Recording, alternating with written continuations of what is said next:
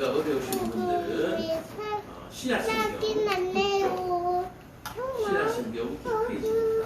9페이지 전문에 7장이 있습니다. 7장 1절에서 7장 29절 마지막 절까지 오늘 쭉 보겠습니다. 그 가운데 7장 12절을 읽고 말씀 전하겠습니다. 영차 이제 자리에 앉아. 7장 12절을 제가 읽습니다. 그러므로 무엇이든지 남에게 대접을 받고자 하는 대로 너희도 남을 대접하라. 이것이 율법이요 선지자니라. 아멘. 자, 광고는 특별한 광고는 없고요. 날씨가 지금 더웠다가 비가 오고 나서 추웠다가 좀 그렇죠. 감기 조심하시고 이제 더운 날씨에 여러분들 대비하시기를 바랍니다. 자, 다른 특별한 부분 없고요. 오늘은 뭐 정확하게 50일 뭐 이렇게 하진 않았지만 예수님이 부활하시고 50일을 전후하는 주일입니다. 그래서 예수님께서 부활하시고 50일째 되는 날 무슨 일이 있죠? 부활하시고 40일간 세상에서 제자들과 만나시고 사람들과 만나시면서 자신이 십자가에서 살아났음을 보이신 그 이후에 하늘로 올라가신 것이 40일째. 그리고 하늘로 올라가신 후에 열흘 10일이 지난 이후에 예수님께서 우리에게 내가 너희와 지금은 함께 할 수 없지만 그래도 내가 다시 올 때까지 너희에게 함께할 성령의 하나님을 너희에게 보내주겠다 라고 말씀하신 그 열흘째 되던 그때에 제자들이 마가의 다락방에서 기도할 때에 하나님께서 성령의 선물을 주신다는 것. 그래서 이 성령의 선물은 예수님과 우리가 하나이며 또한 우리와 지금 함께 계시며 또한 하나님이 우리와 하나이시며 하나님이 우리와 함께 계시다는 증거로서 보여주신 성령입니다. 그리고 이 성령은 우리에게 하나님의 말씀과 율법을 깨닫게 해주는 귀한 능력을 또한 가지고 있습니다. 그래서 우리는 세상에서 이 성령을 뭐라고 그냥 좀 단순하게 얘기를 하면은 이걸 세상에서 양심이라고 할 수도 있습니다. 아주 일부분의 작은 하나의 한 파트로서. 그래서 사람들은 양심을 통해서 어떻습니까? 자기가 잘못했다는 것을 깨닫게 되죠. 깨닫게 됩니다. 그러므로 우리에게 이 성령이라고 하는 것은 우리가 세상에서 어떤 삶을 살 때에 어떤 일을 합니까? 하나님의 율법을 기억하게 하고 또 그 하나님의 율법에 내가 잘못됐구나. 내가 하나님의 율법에 저촉이 되었구나. 라고 하는 것을 우리에게 깨닫게 해주고 또 이 성령은 깨닫게 할 뿐만 아니라 하나님께 회개하게 하고 세상과 화목하게 하는 담대함을 줍니다. 그래서 어떤 죄를 지었을 때에 그냥 도망가게 하는 것이 아니라 죄를 지었을 때 그 죄를 깨닫게 하고 그 죄값을 당당하게 정당하게 겸허하게 받아들이는 것. 이것이 성령이 하는 일이죠. 그래서 오늘 이 성령 강림 주일은 우리에게 그러한 어떤 증거로서의 특별한 날이다 라고 하는 사실을 꼭 기억하시기를 바랍니다. 그래서 이 성령은 누구에게 주시냐 하면은 예수 그리스도를 하나님의 아들로 믿고 우리를 구원할 구세주로 메시아로 믿는 사람들에게 다시 말해서 우리가 믿고 세례를 받는 분에게 하나님께서 성령의 선물을 주십니다. 그래서 이 성령은 앞으로 우리와 늘 함께하면서 우리를 하나님의 나라로 인도하는 그런 어떤 가이드가 되는 것이고 또 세속적으로 우리가 상업적으로 얘기하면 천사와 같은 우리에게 늘 천사가 함께 따라다닌다 라고 하는 사실을 여러분들 꼭 기억하시면 너무너무 위로가 되고 마음이 편안하죠. 천사는 어떤 존재입니까? 나를 위험해서 나를 잘못된 길에서 구출하고 또 빛을 잃은 상태에서 우리를 빛으로 인도하는 그런 역할을 하는 것이 천사잖아요. 그래서 오늘은 그러한 특별한 선물이 우리에게 주어졌고 또 그것을 증명해 보이는 역사적인 사건이 있었던 그런 기념 주일이다 라고 말씀드립니다. 자, 이 주일을 위해서 주신 예물을 위해서 기도하고 말씀 전하겠습니다. 하나님 아버지, 거룩한 주일, 또 특별히 성령 강림 주일을 기념하는 이 주일에 하나님 앞에 드리는 예물이 있습니다.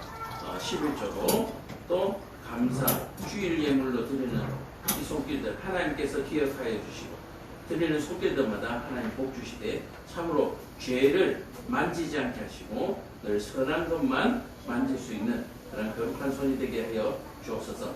그리할 때에 이 손으로 하는 모든 일들이 하나님의 나라를 건설하는 일이 되게 하시고, 생명을 살리는 일이 되게 하시고, 또한 귀하고 복된 가정들이 되게 하여 주셔서 참으로 하나님께서 함께 하시는 그런 귀한 복된 가정 되게 하여 주옵소서. 예수님 이름 받들어 기도합니다. 아멘. 자, 말씀 전하겠습니다. 오늘은 율법과 생활 두 번째 시간으로서 율법과 생활 두 번. 지난주에 그냥 주요 골자는 뭐였습니까? 사랑이죠. 사랑. 하나님의 율법은 사랑이고, 그 율법을 어떻게 해요? 세상에서 살아내는 것이 생활이다. 그래서 우리는 오늘 살았다, 오늘 잘 살았다, 또는 오늘 바빴다, 어떤 표현으로 사용하든지 간에 그 안에 뭐가 있었다? 사랑이 있었느냐라고 하는 것으로 우리의 삶을 점검해야 한다라고 말씀을 드렸죠. 그래서 이 사랑이라고 하는 것은 포괄적인 전체입니다. 그래서 이 사랑을 어떻게 해요? 현미경으로 들여다보는 거죠. 자세하게 확대시켜서 들여다보면 그 안에 뭐가 나옵니까? 하나님의 율법이 나옵니다. 하나님의 율법 가운데 크게 어떻게 나눕니까? 하나님을 사랑하는 방법과 사람과 세상을 사랑하는 방법, 두 가지로 나눠집니다. 그래서 첫 번째 계명에서 네 번째 계명까지가 하나님을 어떻게 사랑하는가에 대해서 나와 있고요. 또 다섯 번째 계명에서 열 번째 계명까지를 보면 사람을 어떻게 사랑하는가에 대해서 나와 있습니다. 자, 그러면 이 또 한 가지 계명을 또 확대시켜 보면 오늘 예수님께서 말씀하시는 이런 말씀들이 또 그 안에 들어있다라고 얘기하는 거예요. 그래서 사람들이 보통 이렇게 얘기합니다. 숲을 보고 나무를 보지 못한다. 나무만 보고 숲을 보지 못한다. 라고 하는 두 가지 표현이 있는데, 이 두 가지 표현 모두 다 뭡니까? 어리석은 세상을 살아가는 사람들의 모습입니다.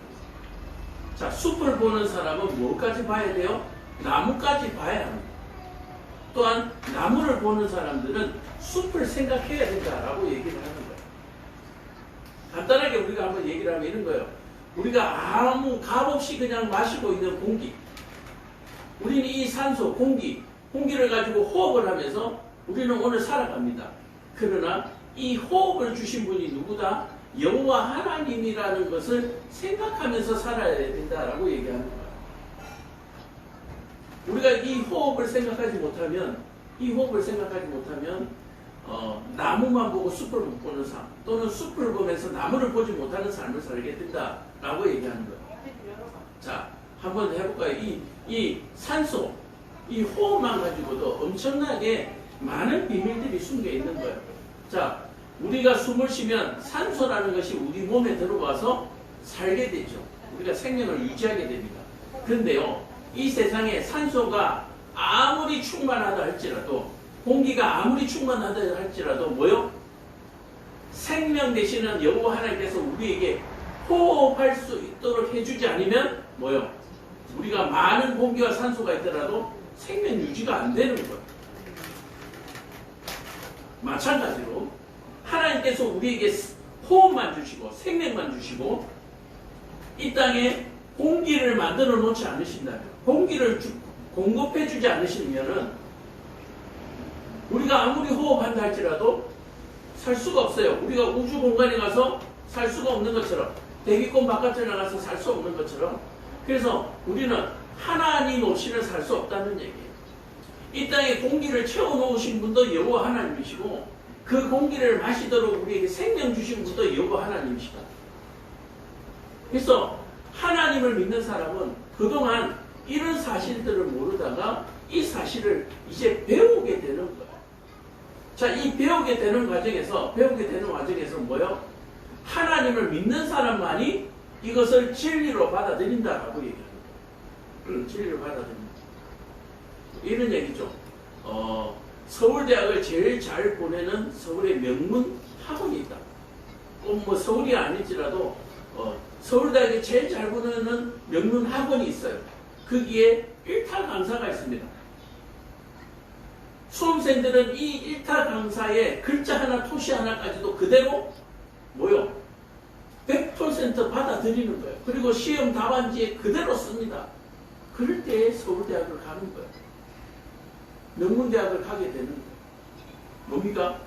서울대학을 제일 잘 보내는 학원에 제일 잘 나가는 1타 강사의 말을 글자 한자 한자 빼지 않냐고 그것을 그대로 받아들일 때에 합격이라는 선물이 받아지는 것처럼 이 땅에 공기를 채워놓으신 하나님과 우리에게 그 공기를 마실 수 있는 호흡을 주신 생명을 주신 하나님, 이 두 가지를 완전히 믿어야만 우리가 뭐 할 수 있다고요? 합격, 다시 말해서 생명 유지가 되는 거예요.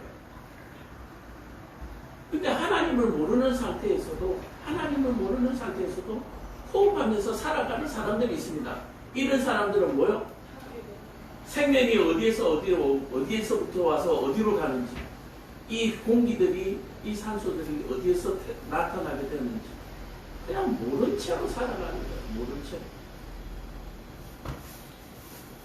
오늘 율법과 생활이라고 하는 부분들은 바로 이런 거예요. 자, 그렇다면 하나님을 믿는 우리가, 이 사실 율법을 믿는 우리가 세상에서 살아가야 되는데, 자, 그러면 이제 숲을 봤으니까 나무로 한번 들어가 보자는 얘기예요. 그 안에 얼마나 아름다운 것들을 하나님께서 오밀조밀하게 많이 채워 놓으셨나요? 자, 그래서 7장 1절에 자, 오늘 비판하지 말라라고 시작하고 있는데, 이 비판도 뭐요?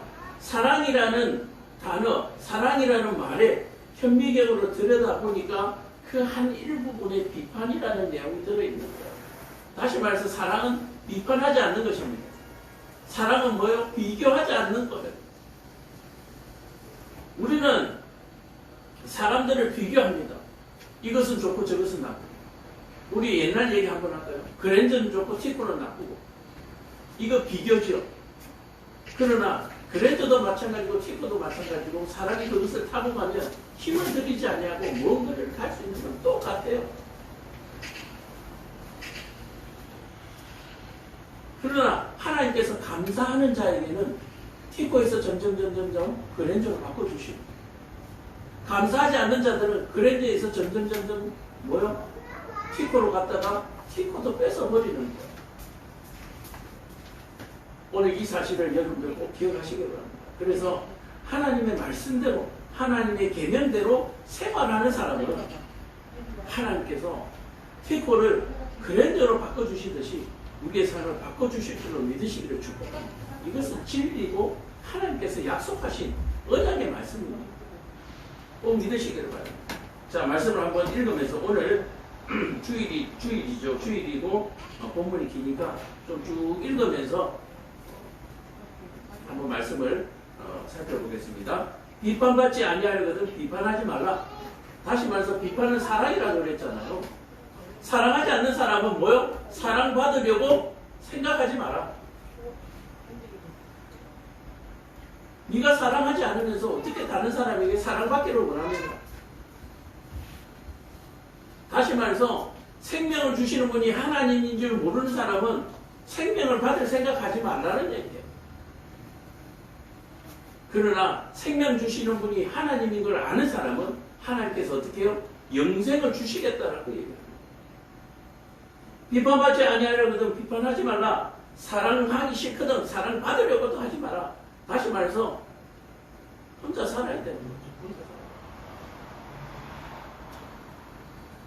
너희가 비판하는 그 비판으로 너희가 비판받을 것이요 너희가 헤아리는 그 헤아림으로 너희가 헤아림을 받을 것이다. 자, 이것은 두 가지죠. 너희가 세상을 향하여 사람을 향하여 하는 대로 하나님이 너희에게 똑같이 해주신다라고. 그래서 하나님을 어떤 하나님이요? 공평하신 하나님입니다. 공의로우신 하나님입니다. 하나님의 자녀라고 해서 교회를 다니는 사람이라고 해서 목사, 장로라고 해서 하나님께서 특별히 대우하지 아니하십니다. 사람에 대하여 비판하지 않는 사람에게 하나님도 너를 비판하지 아니하겠다. 네가 다른 사람을 용서해 주니까 하나님도 너를 용서해 주겠다. 네가 사람들을 용서하지 아니할 때에 하나님도 너를 용서하지 않겠다라고 얘기하는 거예요. 그러므로 원수까지 사랑하는 사랑을 베푸는 사람은 우리가 흉악한 죄에 빠질지라도 하나님께서 뭐요? 용서해 주시고 영생을 주시는 거예요. 아, 이 대단하죠. 흉악한 죄라고 하는 것은 뭡니까? 사람에게 원수가 되는 것입니다. 흉악한 죄는 어떤 죄입니까? 살인, 강도, 온갖 죄가 거기에 다 들어가겠죠. 그렇다면 어떻게 됩니까? 내가 다른 사람의 형제를 죽이면 그 형제는 나에게 원수가 되는 겁니다. 평생을 나를 죽이려고 쫓아다닙니다. 자, 그와 마찬가지로 너희를 비판하는 자여, 네가 비판하는 것으로 나도 너를 비판하겠다. 그래서 다른 사람 험담하고 손가락질 많이 하는 사람은 다른 사람에게 너도 손가락질 당하게 하겠다. 다시 말해서 하나님께서 너에게 뭐를 안 해주겠다? 지혜를 안 주겠다는 얘기예요. 하나님께서 우리에게 지혜를 주지 않으면 우리가 세상 사람들에게 손가락질 당할 수밖에 없습니다. 왜 교회를 다니는 크리스찬들이 왜 사람들에게 지금 손가락질 받고 있습니까? 교회가 세상을 사랑하지 않기 때문에 그렇습니다. 교인들이 세상을 사랑하지 않기 때문에 하나님께서 교회를 지혜를 그냥 안 주시는 거예요. 자, 그러니까 교회가 어리석은 짓을 합니다. 성도들이 어리석은 짓을 해요. 그러면 자연스럽게 세상 사람들은 교회를 욕할 수밖에 없는 거예요. 그 교회를 욕하는 그 손가락질은 누구를 결국 향하게 됩니까? 여호와 하나님을 손가락질하는 거예요. 결국 그리스도인이 죄를 짓는 것은 하나님을 욕보이는 것입니다. 내 이름을 망령되게 하는 것이라는 얘기예요. 두 번째 계명이죠. 내 이름을 망령되게 일컫지 말라라고 얘기하는데 이게 지금 뭐냐는 얘기예요. 내가 하나님 믿노라고 얘기하면서 지혜 없이 행동하는 거예요. 내가 교회 다닌다라고 얘기하면서 죄를 짓는 거예요. 그러면 사람들이 우리를 조롱을 하는데 저 교회 다니는 사람이 저를 탄다. 저 사람이 교회 목사란다. 그 일은 결국 뭐요? 하나님께 손가락질이 돌아오는 거예요. 우리는 10가지 계명하니까 간단하네. 여러분 그렇지가 않아요.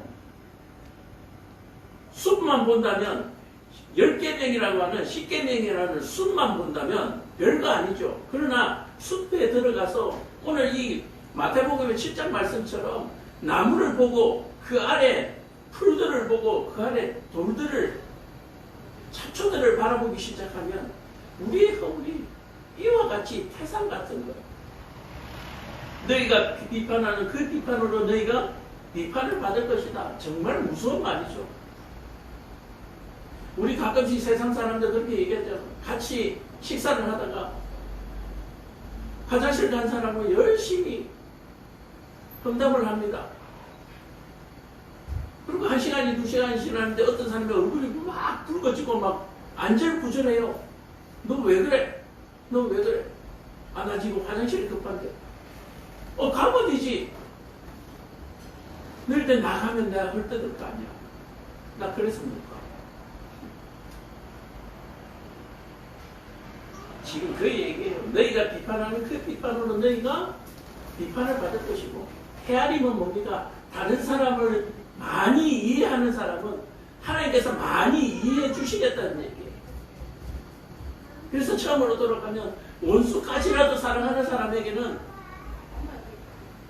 네 죄가 주홍같이 붉을지라도 내가 희게 해주겠다라고 얘기하는 거예요. 어찌하여 형제의 눈에 있는 티는 보고 내 눈 속에 있는 들보는 깨닫지 못하느냐. 우리 이 소리 참 많이 하죠. 교회 안 다니는 사람들 이 소리 참 많이 해요. 그런데 그 말하는 사람이 더해요.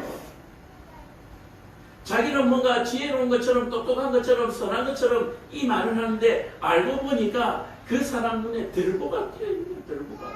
들보가 박혀 있는 거예요. 지난번에도 말씀드렸지만 하나님의 계명은 다른 사람을 정죄하거나 비판하거나 판단하는 데 사용하는 것이 아니라 하나님의 율법은 나를 들여다보는 거울로 삼아야 되는 줄로 믿으시기를 깨달으시기를 축복합니다. 우리가 하나님의 말씀을 지금 가르치는데요. 이 말씀을 가지고 세상을 판단하라고 하는 것이 아니에요. 나를 판단하라고 얘기하는 거예요.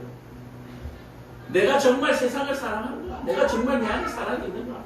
내가 정말 물질에 욕심을 부리지 않냐고? 내가 가지고 있는 것에 만족하면서 나에게 여유가 있는 것을 다른 사람에게 베풀면서 살아갔는가? 오늘 저와 여러분들은 이것에 대해서 생각해야 됩니다. 우리는 가끔 이런 것들이 있습니다. 어떤 목표를 위해서 우리가 열심히 시간도 절약하고 물질도 절약하고 그렇게 해서 성공을 하는 경우도 있습니다. 그러나 그렇게 성공을 하는 와중에 우리가 과연 거룩하고 깨끗하게 살아갈 수 있는가라고 얘기하는 거예요. 자, 아파트를 사기 위해서 10억을 목표로 열심히 돈을 모읍니다. 먹고 싶은 것, 입고 싶은 거 먹지 않냐고, 이웃이 헐벗고 굶주리는 것도 돌아보지 않냐고, 내 목표만을 위해서 내가 10억이라는 돈을 적금을 들어서 마련을 한단 말이에요. 과연 그것이 그리스도인에게 옳은 일인가? 라고 하는 부분에서 우리는 가슴에 손을 얹고 우리 한번 돌아봐야 합니다. 물론 좋은 아파트에 좋은 자동차 탈 수 있어야 합니다. 그러나 내 목표를 향해서 달려가는 동안에 내 이웃의 어려움을 돌아보지 않는다라고 하는 것은 결국 상처뿐인 영광, 빛 좋은 개살구가 될 수 있다라고 하는 사실을 여러분들 꼭 기억하시고, 그것은 그리스도인이 교회가 해야 될 일이 아니다라고 하는 거예요. 너희가 헤아리는 그 헤아림으로 내가 헤아리겠다 이거잖아요. 헤아림. 네 생각이 그것밖에 안 되니까 하나님도 참겠다라고 하는 거예요. 네가 어떤 일을 다 할 때까지 나도 기다리겠다는 얘기.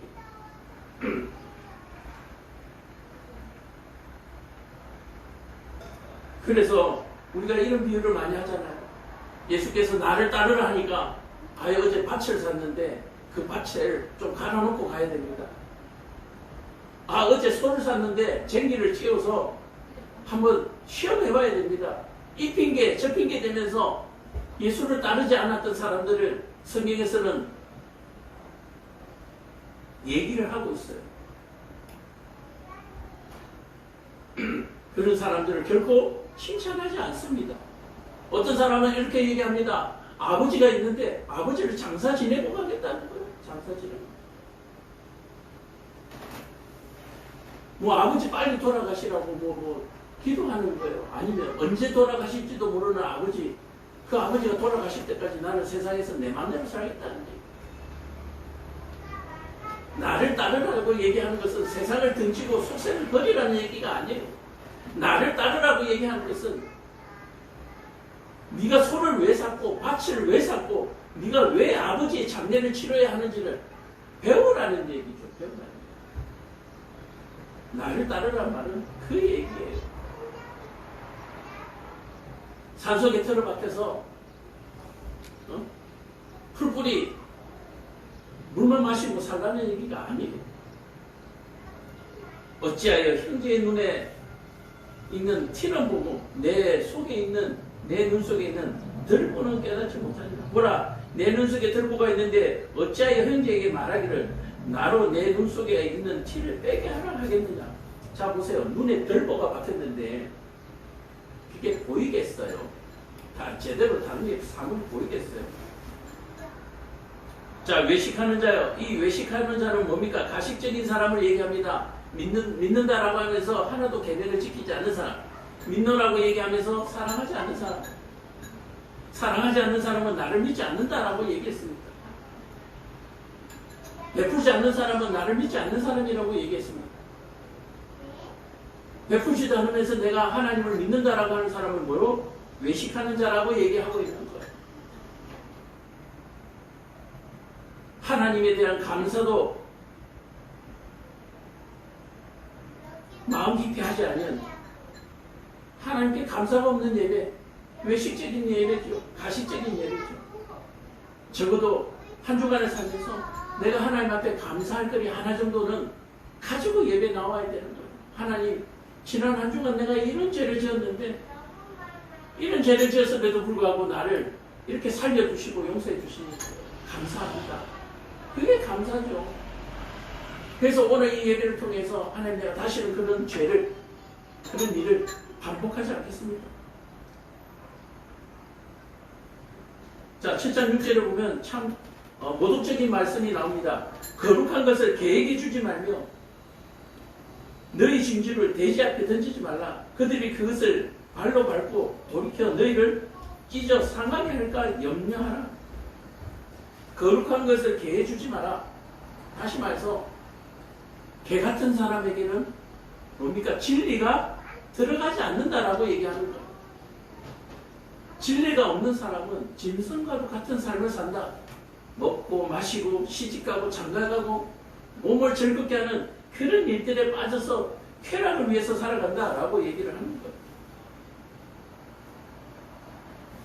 자, 이런 어리석은 사람들에게, 자기 눈에 들보를 보지 못하는 어리석은 사람, 다른 사람을 헤아리지 못하는 사람, 다른 사람을 비판하는 사람, 이런 사람들에게 7절에 뭐라고 말씀하시느냐?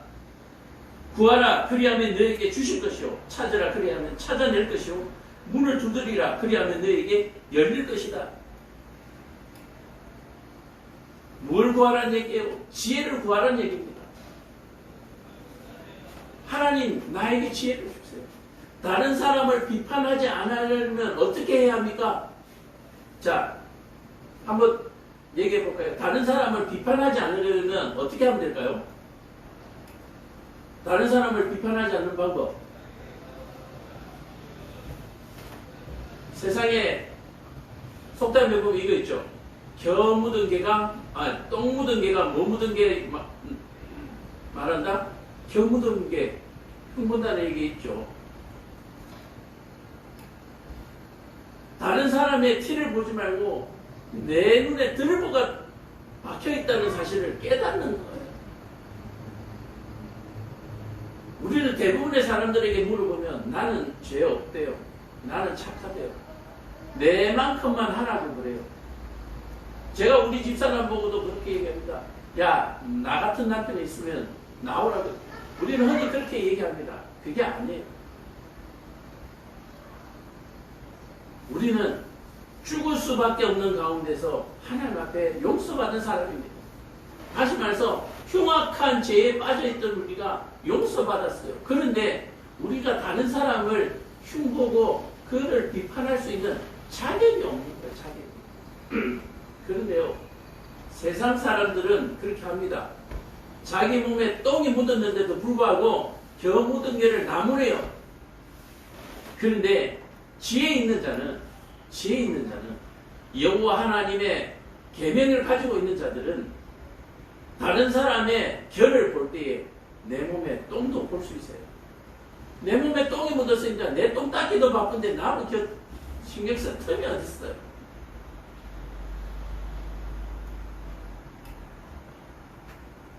그래서 예수를 잘 믿는지 안 믿는지 뭐 보면 알 수 있어요? 그냥 생활을 보면 알 수 있는 거예요. 생활을 보면.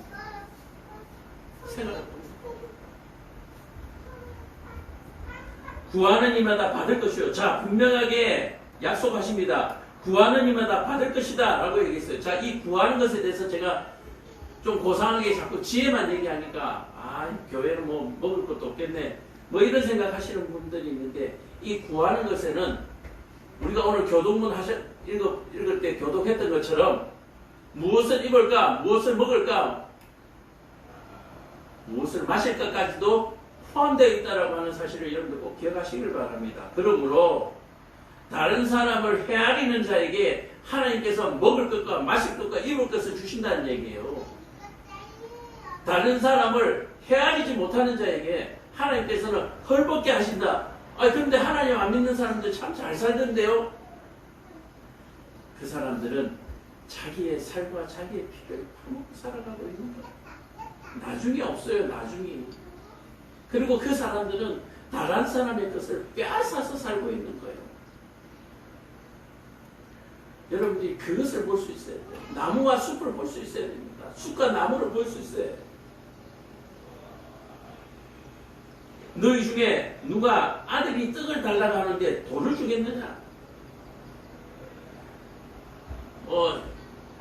말 못한 정말 흉악한 그 부모들도 있지만 대부분의 사람들이 아들이 떡을 달라고 하는데 돌을 주는 사람은 없습니다. 하물며 선하시고 공의로우시고 정의로우시고 공평하신 여호와 하나님께서 자녀들에게, 하나님의 자신의 백성들 자녀들에게 세상의 아버지보다 못하겠느냐? 세상의 아버지보다 더 잘해주신다는 거예요. 구하는 자에게. 자, 그래서 구하는 자에게 자격이 뭐요? 다른 사람을 비판하지 말고 다른 사람을 헤아려주고 다른 사람의 뒷거를 보지 말고 내 눈에 들보를 보는 그런 사람들아, 나에게 뭐요? 구하라.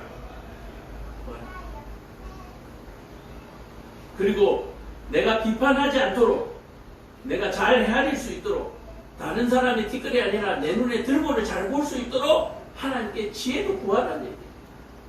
무엇을 입을까, 무엇을 마실까, 무엇을 먹을까만 구하지 말고 지혜도 함께 구하라. 그러나 하나님께서 요구하시는 것은 먼저 지혜를 구하라는 얘기예요. 먼저 지혜를 구하라. 그러면 하나님께서 거기에다가 뭐 하시리라? 더 하시리라. 생산을 달라는데 뱀을 줄 사람이 어디 있겠느냐? 여호와 하나님은 그런 분이 아니라는 얘기. 너희가 악한 자라도 좋은 것으로 자식에게 줄 줄 알거든. 자, 여기에서 우리가 가슴 아픈 얘기가 나오죠. 너희가 악한 자라도 좋은 것으로 자식에게 줄 줄 안다. 이 뭐요? 악한 너희들에게 뭘 주셨습니까? 좋은 것 주셨잖아요. 예수 그리스도. 예수 그리스도를 우리에게 십자가에 매달도록 내주셨잖아요. 악한 너희들에게 내 아들까지라도 내줬는데 내가 뭘 못 주겠냐는 얘기예요. 구하는 자에게 뭘 못 주겠냐는 얘기예요. 그러니 너희가 나에게 먼저 지혜를 구하라. 지혜를 구하면 너희가 무엇을 마실까 먹을까 입을까 구하지 않더라도 내가 너희에게 필요하다는 것을 이미 알고 있기에 내가 주겠다라고 얘기합니다. 이 말씀을 여러분 받으시기를, 아멘으로 받으시기를 축복합니다. 이게 비밀이에요. 이게 사랑의 비밀이에요. 사람들은 몰라요. 좀 도와줘. 야, 먹고 죽을 것도 없어. 이게 우리 기본적인 마인드잖아요. 먹고 죽을 것도 없어. 근데 제가 세상을 살면서 먹고 죽을 것도 없다라고 하시는 분들이 저보다 더 잘 살더라고요. 우리보다 더 잘 살아요. 때 되면 놀러 가시고, 여행 가시고, 때 되면 외식하시고, 때 되면 새 옷으로 갈아 입으시고. 저도 마찬가지예요. 다 우리 사람은 똑같은 마인드. 그러니 앞으로 그렇게 말하지 말라는 얘기예요. 지혜롭게 말하는 얘기예요. 도와주지는 못하더라도 지혜롭게 말하자는 얘기예요. 먹고 죽을 날도 없다. 그런 표현 말고 더 좋은 표현들 많잖아요. 그래, 내가 형편되는 대로 한번 도와줘 볼게. 내가 기도할게. 우리 함께 기도하자. 그 사람 형편에 참 좋은 지혜로운 말들, 다시 말해서 그 사람을 위로하고 그 사람의 힘을 북돋아 줄 수 있는 그런 지혜로운 말들, 그런 사랑이 얼마든지 있을 텐데 왜 하필이면 먹고 죽을 것도 없다라고 하는 그 말을 사용했는지, 왜 사촌이 땅을 사도 배가 아프다는 하필이면 그 말을 사용하고 살아가고 있는지 우리는 모르겠어요. 이게 배운 거예요. 이게 오랫동안 우리에게 배워서 그냥 생각 속에 입속에 붙어 있는 거예요. 우리에게 죄가 막 덧지 붙어 있어서 그냥 툭 쳐도 죄가 떨어져 나오는 거예요. 입 벌리는 것마다, 손짓하는 것마다 죄 짓게 되어 있는 거예요. 여호와 하나님께서 우리에게 지혜를 주셔서 이런 것들을 다 틀어서 거룩하게 해주시고, 이렇게 거룩하게 해주실 때에 여러분들 받으시고 또 거룩함을 유지해 갈 수 있는, 지키시는 그 능력 또한 구해서 받으시기를 축복합니다. 그래서 기도할 때는 엄청 많아요. 우리는 기도할 게 없는데요.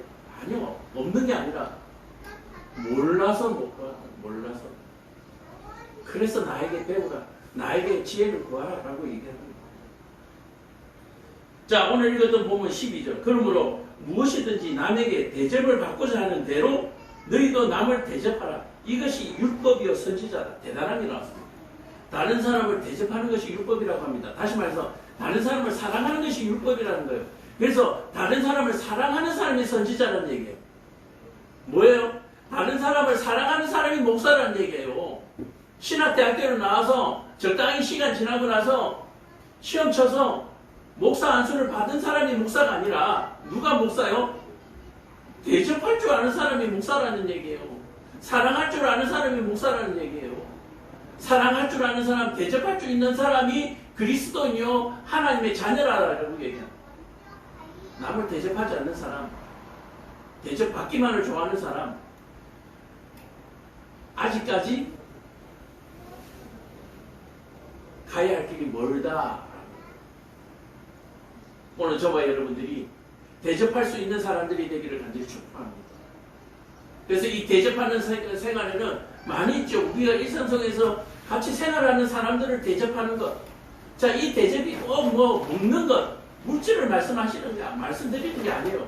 대접이라고 하는 것은 사람을 띄워주는 것도 대접입니다. 아, 이 사람 참 훌륭해. 이 사람 참 착해. 그래서 제가 어떤 사람들을 칭찬할 때 이런 얘기합니다. 자, 이 사람은 정말 똥도 아까워. 똥도 버릴 것이 없다라고 내가 칭찬을 해요. 그게 대접입니다. 그런 것도 대접이에요. 가진 것이 없으면 립서비스라도, 립대접이라도, 입대접이라도 해야죠. 먹고 죽을 것도 없다. 사촌이 땅을 사면 배가 아프다. 왜 그런 립서비스를 해요? 그런 립서비스를 서비스가 아니잖아요. 그래서 이 대접하는 가운데는 교회의 예물에도 포함되어 있습니다. 주일 예물, 또 11조, 또 감사, 그 다음에 어떤 소원이 있을 때, 아까 지혜를 구하라 하면서 구하는 것이 있잖아요. 구할 때에 그냥 구하는 것이 아니라 하나님 앞에 소원의 예물을 드리면서 그렇게 구하는 것. 이런 것들이 대접하는 것. 하나님이 하나님 대접을 받는 거죠. 하나님을 하나님 되게 대접하시면 하나님이 우리를 대접해 주실 줄로 믿으시고 축복합니다. 자, 그런데 그 다음에 참 재밌죠. 이렇게 말해놓고 뭐라고요? 좁은 문이 나옵니다. 좁은 문으로 들어가요. 뭐요? 하나님께 구하는 삶, 율법을 지키는 삶, 다른 사람을 비판하지 않는 삶, 다른 사람의 내 눈에 들 것보다 다른 사람의 티끌보다 내 눈에 들 것을 보는 삶, 다른 사람을 헤아리는 삶, 이것이 뭐요? 좁다라고, 좁은 문이라고 얘기합니다. 어렵다라고 얘기합니다. 다시 말해서 다른 사람을 대접하는 것이 쉽지 않다. 다른 사람을 대접하는 것이 쉽지 않다. 우리 그런 얘기 해볼까요? 이 가족들끼리는 그래도 우리가 부모가 자식을 섬길 때 보면은 간에 쓸개까지도 다 내주잖아요. 근데 부부 사이만 가더라도 나쁜 부부들 보면 어떻게 해요? 딴 주머니 차시는 분들, 그죠? 또는 외도하시는 분들, 이런 것들도 바로 대접하지 않는 거예요.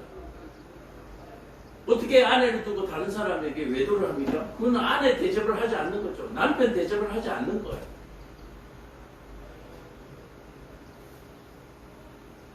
가족끼리 니것 내 것을 가리는 것, 이거 대접하는 거 아니에요.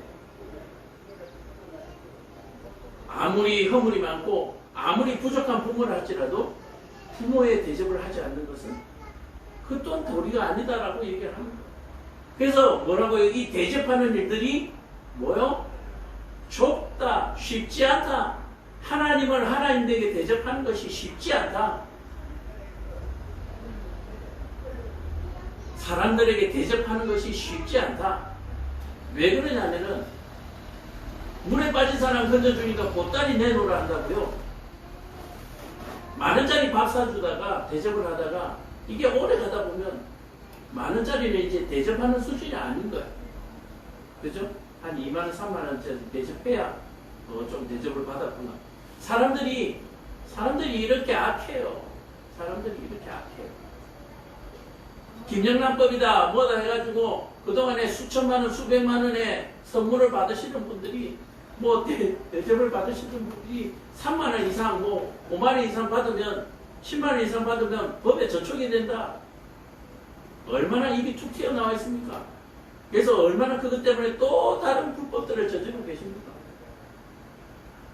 쉽지 않을 거예요. 남을 대접하는 게 쉽지 않아요.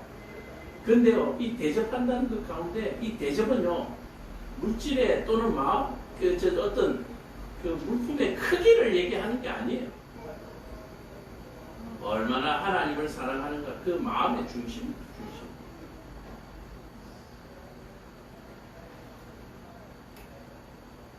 똥 묻은 반주는 팔아서 대접할 수 있습니다. 그러나 빚내서 대접할 수는 없잖아요. 지혜가 없으면 힘들어요. 그래서 좁은 문이다라고. 생명으로 인도하는 문은 좁고 길이 협착하여 찾는 자가 적다. 자, 이거 재밌잖아요. 김선 선생님, 보세요. 찾는 자가 없다가 맞습니까? 적다가 맞습니까? 그죠? 문법상, 그죠? 그죠? 없다가 맞는데 적다라고 얘기하는 거예요. 뭡니까? 좁아서 그 길로 가지 않으려고 한다라고 하는 게 여기에 포함되어 있는 거죠. 그죠? 그 길은 좁다. 좁아서 들어가기가 어렵다. 자, 들어가기가 어렵다는 말은 들어가려고 하는 사람이 많다라고 하는 어떤 반대적인 표현도 또 포함될 수가 있어요. 그러나 여기서 찾는 자가 적다라고 얘기하는 것은 단어 선택이 너무나 절묘하죠. 가지 않으려고 한다라고 하는 뜻이에요. 가지 않으려고. 이 국어 공부를 잘 하셔야 이겠고요. 그 문이 좁아서, 다시 말해서 사람들을 접대하지 않으려고 한다. 사람들은 사람을 접대하지 않으려고 한다. 다시 말해서 접대받으려고만 한다라고 해요. 대부분의 사람들이, 많은 사람들이 접대받기를 좋아하고 받으려고 하지, 접대하는 것을 좋아하지 않냐고 접대하려고 하지 않아요. 자, 그래서 열매로 그들을 알리라. 거짓 선지자들을 삼가라. 양의 옷을 입고 너희에게 나오나 속에는 노략질하는 일이라. 자, 이거 벌써 거짓 선지자 하면 나오죠. 아까 말씀드린 대로 외식적인 사람, 가식적인 사람이 거짓 선지자예요. 교회라고 십자가와 간판을 달아놓고 복음을 전하지 않는 사람, 그 거짓 선지자죠. 적 그리스도죠. 그들의 열매로 그들을 알지니 가시나무에서 포도를 또는 엉겅퀴에서 무화과를 따겠느냐. 그럴 일이 전혀 없죠. 요즘 기술이 발달해가지고, 그죠? 감나무에다가 포도도 붙이고 뭐도 붙이고 막 해서 한 나무에서 여러 종류의 과일이 열리는 경우도 있는데, 그런 요즘 과학 시대를 가지고 이 말을 묵살해버리면 그것 또한 여호와를 망령되게 하는 거예요. 자, 포도나무, 가시나무에서 포도 열릴 수 없죠. 엉겅퀴에서 무화과 열릴 수 없죠. 이같이 열매로 그 나무를 안다. 다시 말해서 그 사람의 생활을 보고 그 사람을 안다라고 얘기하는 거예요. 좋은 나무가 나쁜 열매를 맺을 수 없고 못된 나무가 아름다운 열매를 맺을 수 없다. 아름다운 열매를 맺지 않는 나무마다 찍혀서 불에 던져지는, 바로 이것이 우리의 마지막, 어리석은 자들의 마지막 모습입니다. 찍혀서 불에 던져지는, 지옥에 던져지는, 다시 말해서 아름다운 열매를 맺지 않으면, 그래서 그리스도인은, 하나님의 자녀는, 백성은 무조건 좋은 열매를 맺도록 되어 있다라고 해요. 자동적으로. 그리스도인인데 열매가 나쁘다? 그거 가짜라는 얘기예요. 그리스도인인데 사람들에게 존경받지 못한다? 그 가짜란 얘기입니다. 무조건 존경받아야 합니다. 돈을 주고 뇌물을 줘서 존경받는 거, 그거 가짜 존경이죠. 진짜로 존경받아야 돼요. 그래서 제가 가끔씩 그런 얘기합니다. 교회 안에 장로들 가운데, 장로님들 가운데 시의원, 구의원, 국회의원들이 많이 나와야 돼요. 근데 또 교인들은 정치를 하면 안 된다 해가지고 잘 안 나가시는데, 근데 그럴 만한 인재가 많이 있어야 합니다. 교회 안에. 나가라는 얘기가 아니고요. 그럴 만한 인재들이 많아야 되는 거예요. 그래서 국회의원 선거 때마다, 아유, 저 사람이 나가야 되는데, 저 사람은 엉뚱한 사람이 나왔다는 소리가 그냥 나와야 되는 거예요. 아이고, 저 사람 안 나가면 뽑을 사람이 없다. 이런 얘기가 나와야 되는 거예요. 근데 교회 안에 그런 소리 듣는 사람 없잖아요. 매 TV 나오면 목사도 요거도 먹고, 다 요거도 먹잖아요. 칭찬받는 목사들이 어디 있어요? 자, 이 말은 그렇게 하지 말자는 얘기예요. 그렇게 말자. 목사도 그래 하는데 우리는 뭐 좀 못해도 안 되겠나 그런 생각하지 마세요. 목사보다 더 나은 성도도 있습니다.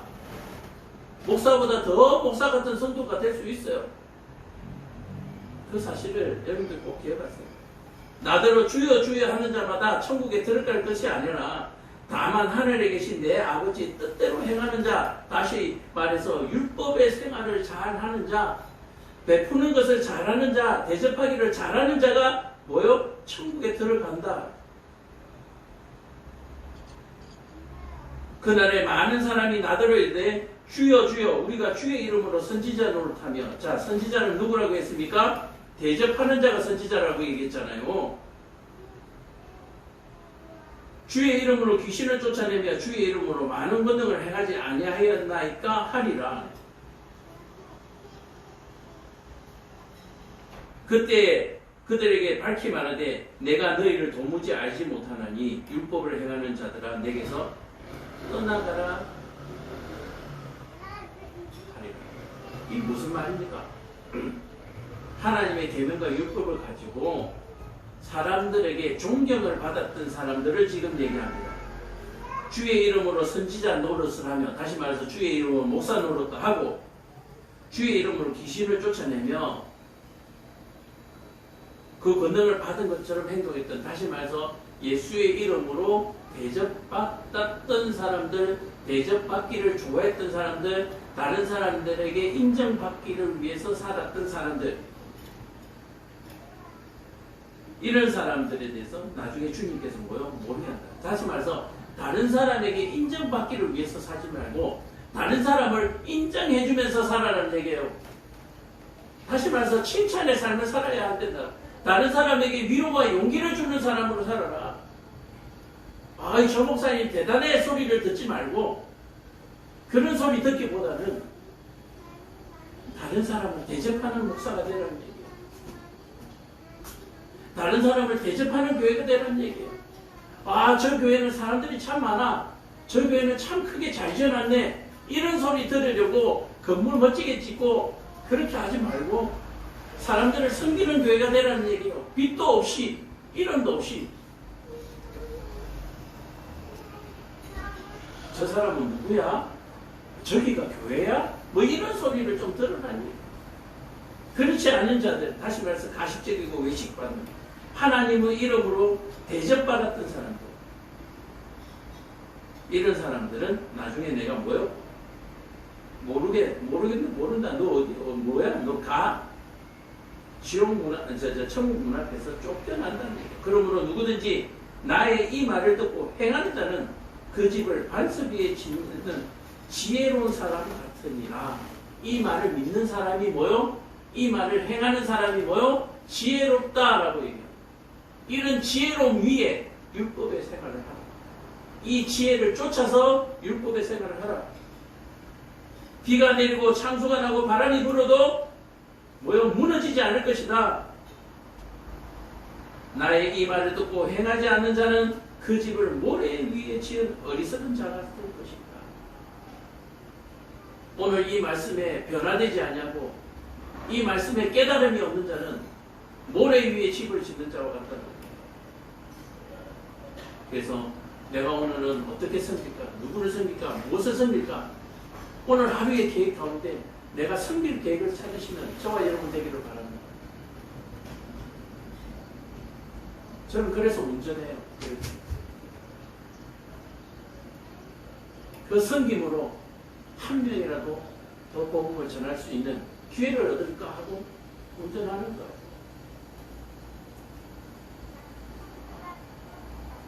비가 내리고 창수가 나고 바람이 불어 그 집에 부딪히며 무너져 그 무너짐이 심하리라. 듣고도 믿지 않는 자, 듣고도 행하지 않는 자는 모래 위에 집을 지어져서 조그만 바람에도 무너지기 시작해서 점점 무너져서 급기야 돌 위에 돌 하나 남지 아니하기에 무너질 것이다. 자, 마지막 28, 29절 읽고 있습니다. 예수께서 이 말씀을 마치심에 무리들이 그의 가르침에 논란이 이는 그 가르치는 것이 권위 있는 자와 같고 그들의 서기관들과 같이 아니하다. 유대인들의 지도자인 바리새인과 서기관들과 같지 않다. 정반대의 얘기를 한다는 얘기예요. 예수님이 율법을 완성하러 왔는데 이 율법을 가르치던 선생들, 바리새인들과 서기관들과 뭐요? 정반대의 얘기를 하고 오히려 정반대의 얘기를 함에도 불구하고 그 말에 능력이 있고 권위가 있더라라고 얘기를 합니다. 오늘 저와 여러분 이 들은 말씀이 여호와 하나님의 능력의 말씀, 다시 말해서 우리에게 능력이 되는 줄로 믿으시길 축복합니다. 우리가 다른 사람을 섬길 때에, 우리가 다른 사람을 대접할 때에 그것이 내 능력이 되는 거예요. 내 지갑이 잔고가 마이너스로 줄던데요. 뭐 이런 얘기예요. 섬겨보시고 대접해보시면 그것이 능력이 되는 거예요. 오늘 이 말씀을 통해서 율법의 삶이 우리의 삶에 그대로 녹아들어지는 역사가 있기를 축복합니다. 기도하겠습니다. 사랑과 은혜가 충만하신 아버지 하나님, 오늘 우리에게 생명의 말씀, 또 우리가 이 땅에서 성공하는 말씀을 주셨는데 이 말씀